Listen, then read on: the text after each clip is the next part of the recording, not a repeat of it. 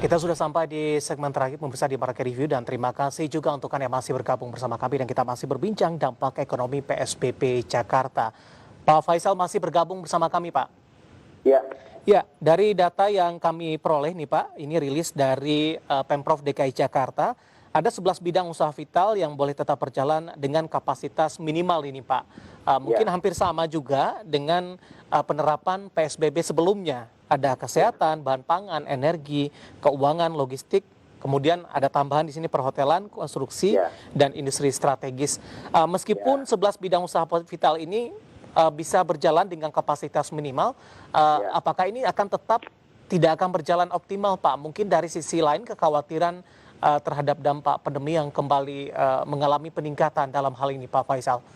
Ya, jadi walaupun boleh ya yang 11 sektor tersebut, tapi kan tetap ada restriksi pembatasan ya. Jadi contohnya misalnya kalau tempat makan buka tapi hanya take away, tidak boleh mengundang orang masuk ya untuk duduk. Nah, jadi tetap ada yang menahan adalah restriksi itu sendiri. Lalu yang kedua juga faktor dari konsumennya yang khawatir begitu ya.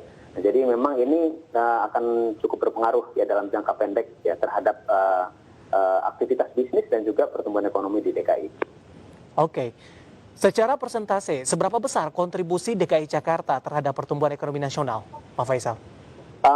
Kita tentu saja kalau dari persentasenya tidak sampai double digit ya, karena DKI Jakarta ini kan proporsinya walaupun besar, tapi tetap saja Indonesia kan ekonominya jauh lebih besar lagi. Jadi tapi yang penting juga adalah bukan dampak langsung ya, jadi kontribusi langsung, tapi juga kontribusi tidak langsung karena Jakarta merupakan kota ibu kota yang melayani daerah-daerah yang lain gitu ya dari sisi administrasi dan sebagainya. Ya, jadi sedikit banyak juga akan berpengaruh ke daerah-daerah yang lain. Jadi bukan hanya di DKI Jakarta saja. Lebih ke arah multiplier effect dalam hal ini, Pak? Iya, betul. Ya, dampak ikutan. Ya, dengan adanya kebijakan ini kemudian posisi dari COVID-19 yang terus mengalami peningkatan, Pak Faisal, apakah ini akan mempengaruhi skenario dari pemerintah terutama upaya dalam membangkitkan kembali ekonomi Indonesia di kuartal ketiga, ini jangka pendeknya, kemudian di kuartal keempat atau full year di 2020? Ya, sebelum diberlakukan PSBB pun, ya saya pikir kita sudah memang prediksikan bahwa di kuartal ketiga tetap akan kontraksi, tapi dengan tingkat kontraksi yang lebih ringan dibandingkan dengan di kuartal kedua. Kita perkirakan di kuartal ketiga di kisaran minus 2%. Nah, tapi lebih ringan ya dibandingkan kuartal kedua yang minus 5,2%. Nah, dengan adanya PSBB, saya rasa ini tapi masuk di kuartal ketiganya kan baru di bulan terakhir ya. Dan ini juga baru di DKI Jakarta. Jadi saya pikir tidak akan banyak berpengaruh dari prediksi kami, tapi kita prediksikan memang akan bisa lebih dari minus 2% gitu ya kontraksinya. Dan kalau berlangsung terus sampai masuk ke kuartal keempat juga, maka di kuartal keempat saya pikir juga akan terkoreksi lagi. Jadi prediksinya juga makin kemungkinan besar akan terkontraksi lagi.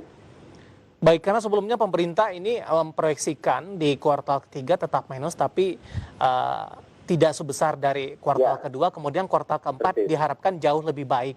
Nah, ketika skenario dari pandemi COVID-19 terus mengalami peningkatan, di kuartal keempat akan terjadi perubahan nanti begitu, kemudian juga secara full year akan mempengaruhi, Pak Faisal?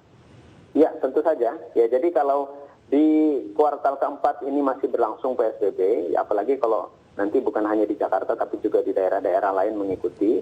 Nah, ini akan mempengaruhi juga dari prediksi di kuartal keempat. Ya, jadi tadinya yang kita perkirakan memang kuartal keempat juga membaik dibandingkan dengan kuartal ketiga sejalan dengan diberlakukannya new normal. Nah, tapi ketika new normal dicabut kemudian masuk kembali ke PSBB yang lebih ketat, nah ini tentu saja sudah berubah lagi. Jadi prediksinya dari sisi ekonomi akan lebih pesimis di kuartal keempat. Secara full year kita masih merasa bahwa prediksi range-nya itu adalah memang di kisaran di sekitar minus 2%. Ya. Itu secara full year, Pak Faisal? Ya, secara full year, ya. Baik, selain dari konsumsi Pak, pertumbuhan ekonomi juga ditopang dari sisi investasi. Dengan banyaknya warning dari beberapa negara, baik yang mau menuju ke Indonesia ataupun dari Indonesia menuju ke negara tersebut. Ini akan mempengaruhi dari sisi image tidak Pak, terutama bagi para investor yang berinvestasi ke Indonesia. Mungkin dengan kondisi ini akan menunda terlebih dahulu, menunggu dari kasus COVID-19 turun dan terkendali. Ya, dampaknya ke investasi pasti ada, ya. Sebagaimana juga dampak ke ekspor impor juga pasti ada. Nah, jadi tapi investasi biasanya agak lebih lambat terdampaknya karena keputusan untuk berinvestasi itu kan bukan hanya melihat kondisi sesaat, ya. Yeah. Jadi PSBB cabut, kemudian dilepas, kemudian dicabut itu kondisi sesaat, ya.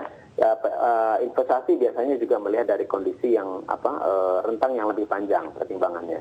Nah, jadi saya pikir tapi biar bagaimanapun tetap akan mempengaruhi ya dari sisi perkembangan kasus COVID-19 di Indonesia. Nah, tapi saya pikir itu dampaknya ke investasi nanti mungkin agak lebih terakhir kalau kita bandingkan misalkan ya dibandingkan dengan dampaknya kepada ekspor impor. Baik, terakhir Pak Faisal, menurut Anda apa strategi yang harus dilakukan oleh pemerintah di tengah kondisi saat ini pengendalian COVID, kemudian juga mengupayakan pertumbuhan ekonomi tidak tertekan cukup dalam?